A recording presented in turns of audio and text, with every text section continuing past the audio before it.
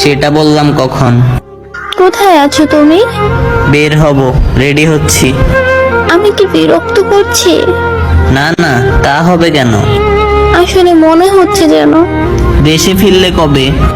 তুমি কখন ফ্রি হবে? এই ঘন্টা তিনেক পর। কেমন চলছে সংসার? বিয়ে করিনি। তোমার? পোড়া কপাল আমার। কেন, কি হয়েছে? আমার ঘর ভেঙেছে। ধুর, কি না কি বলছো? সত্যি, ঠিকই শুনছো। তবে কেন এমন হলো?